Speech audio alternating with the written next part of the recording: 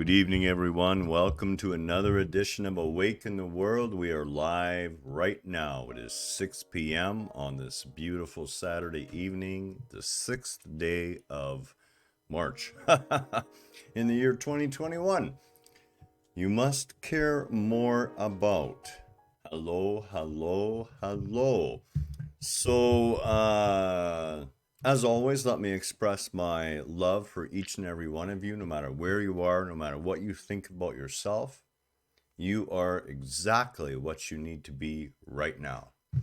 And I had discovered something on the fridge a little earlier, and I forgot I had written it. And even the papers look old. So I think this has been around for maybe 5 years, but it was kind of an adult crack at Dr. Zeus.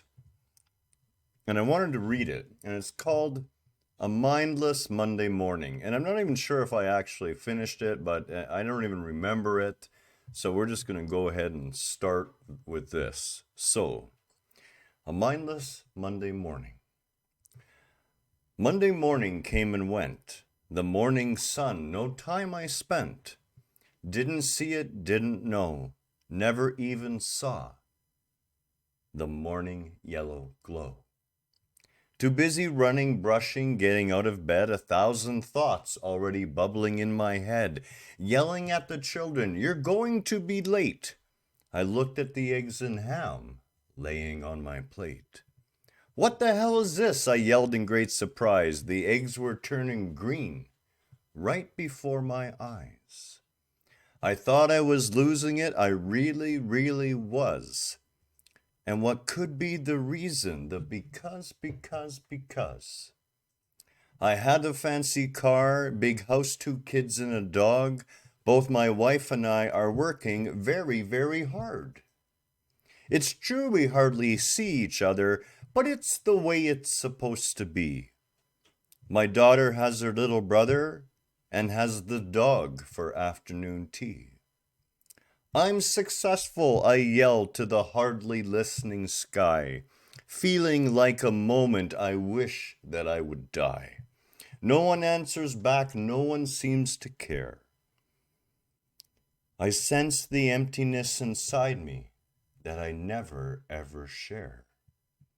Traffic everywhere, the daily commute where I curse and swear. "Get out of my way," I yell, "let me through.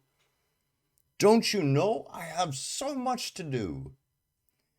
Reports to write and emails to read, bosses to please, more money I need. Move it or lose it," I scream through the windshield, stomping on the gas into the parking lot I peeled.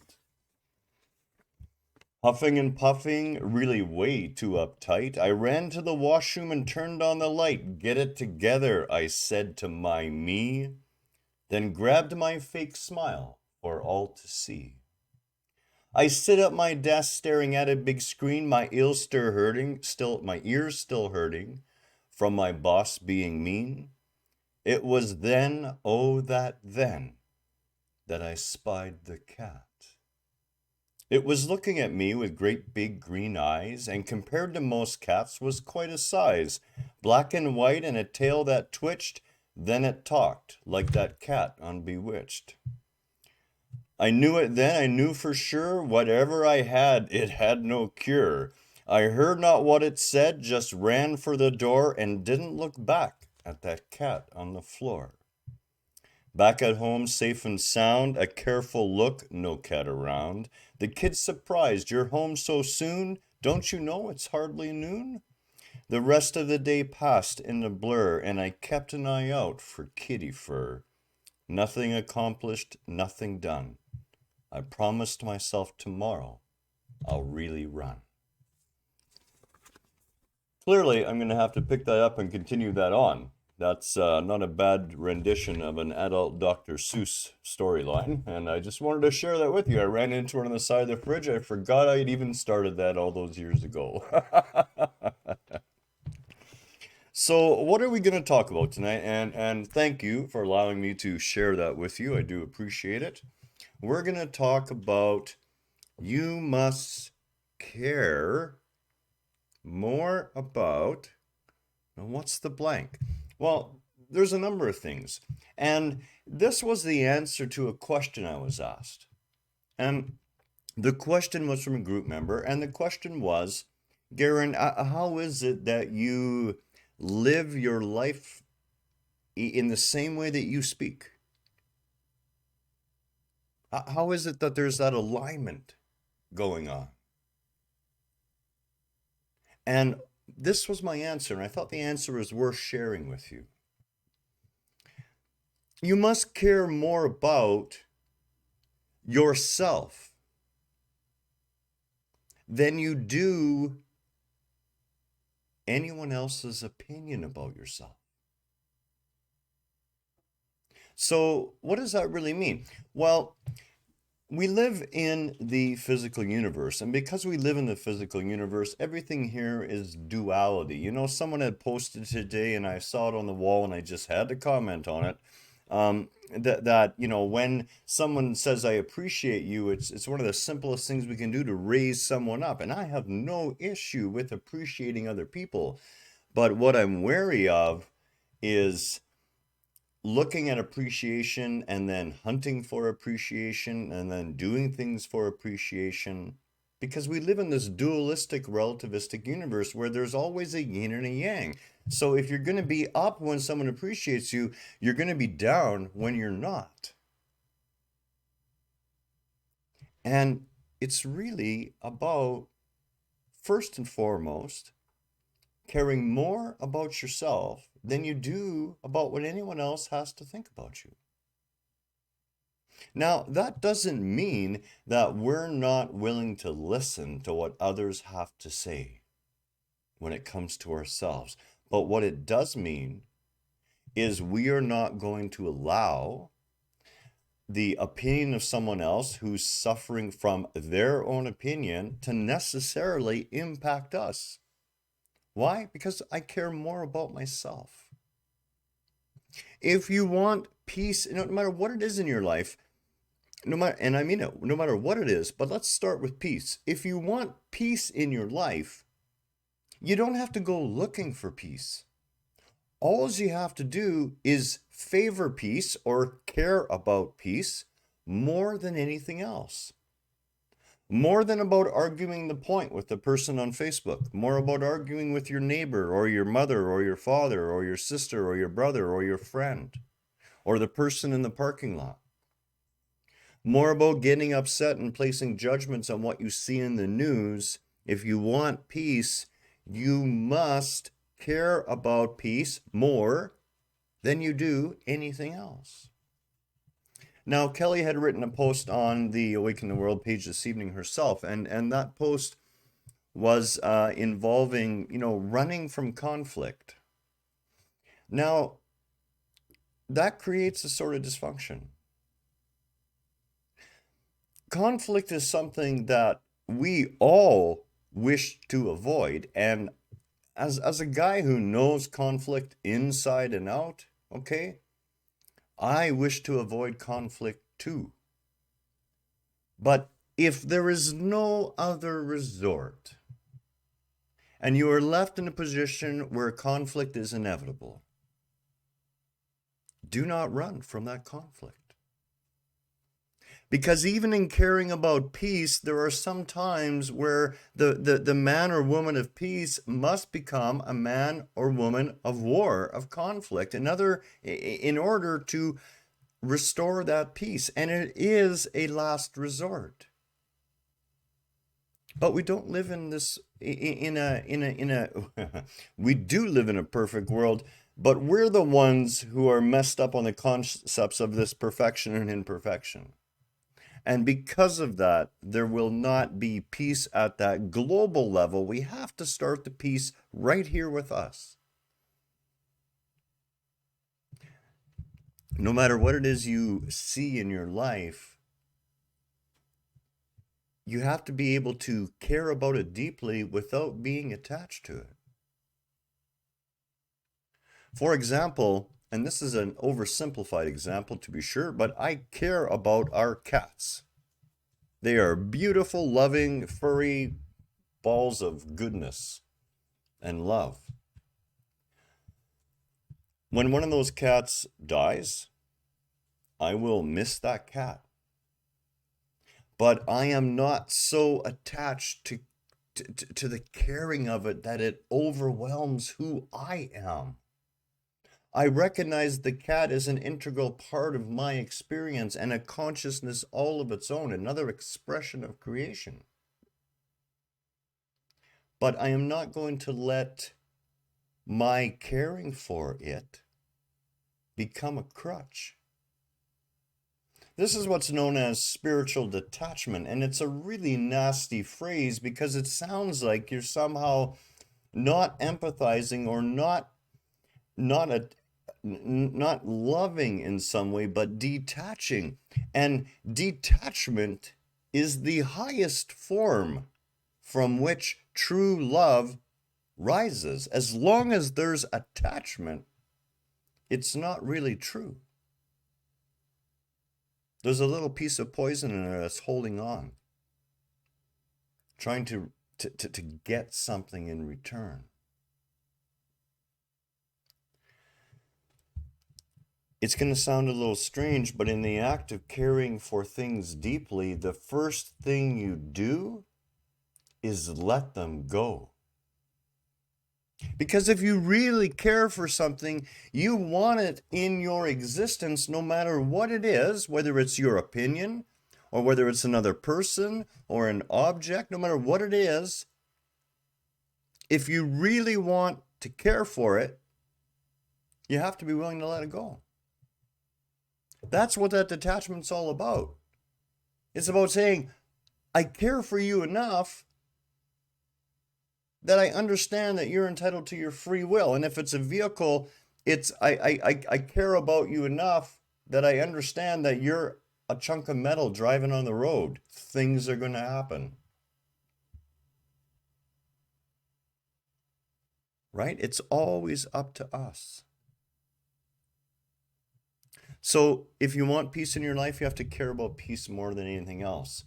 If you want, and you know, I'm not even going to talk about the ideas about being very mindful about what you want. But I'm more talking right now about the inner being, okay? So let's dive a little deeper in the inner being. The concept of peace does not mean selling yourself out at every opportunity. You know, Kelly and I are involved in something right now, and it's mainly a lesson for Kelly on being able to speak her truth compassionately and caringly, but with conviction and strength of being and no fear.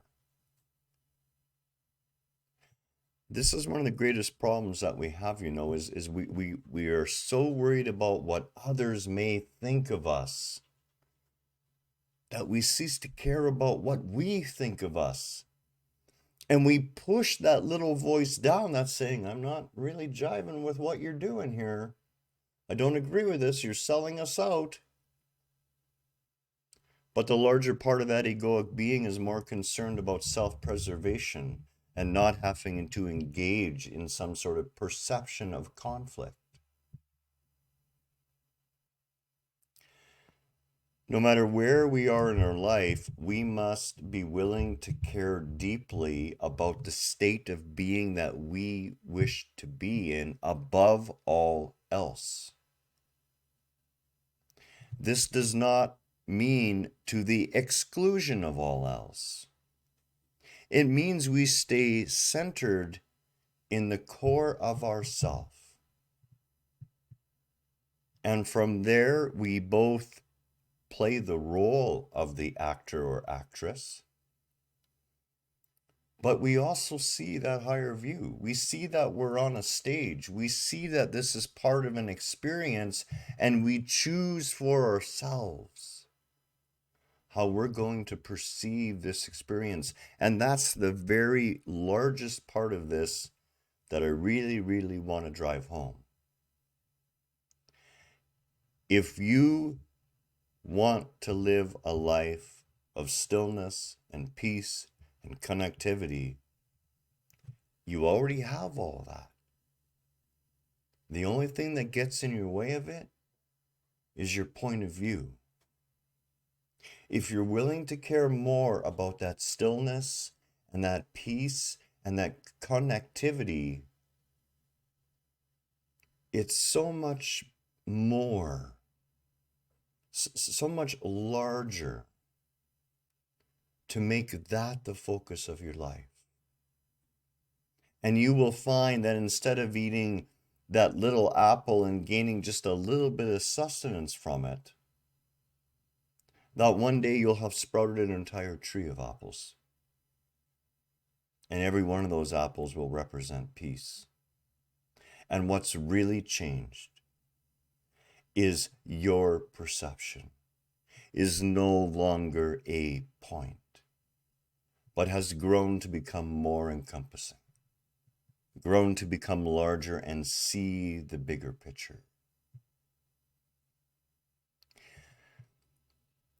No matter what you do in your life, first and foremost, you must care enough about yourself. And caring about yourself is an active experience. It's not just waking up in the morning and say, I love you. It's literally caring for yourself as activity, as action, as a being in motion. And staying true to your own highest beliefs, your own highest truths at all costs is another beautiful way that you can truly care for your being. That may not be easy. It can be difficult when we are cast out by our friends or by our family. But I promise you, and I swear to you from the depths of my being, that there is no greater torture than selling yourself out in favor of something that you perceive you need from someone else. Because I've got a secret for you. You are an all-powerful spiritual being here having a human experience. There is nothing that you need when it comes to your higher being. You are complete and whole and powerful and capable, and you must start loving yourself above all else. Now, that may sound really selfish, but it's not. It's known as self-centeredness. And you see, when you're self-centered, when you love yourself fully, when you care for yourself fully, you see everyone else around you more and more and more as part of you. And you grow. You grow from the perception of one to the perception of two or three or four, many, more and more, working your way towards that same integrated place that the Creator is right now. One manifest as everything. You can't mess this up. There really is no must and no should or should not or must not. It's all up to you. It's your free will. Let no one take that from you. As a matter of fact, they truly can't. Namaste to you this evening. I hope this video has been helpful. I know it's Saturday evening and a lot of people have a lot to do, so I'm not going to keep you too long tonight. The drone is here, and tomorrow I'm going to be shooting a video on the unboxing, and that'll be on the Underwater YouTube channel and on the Underwater page. But if anyone is interested or curious, you'll be able to see it there as well, and I'll certainly put a little blip up so people can find it easily. Again, all my love this beautiful Saturday evening. Namaste. You are so worthy to be here. Take care.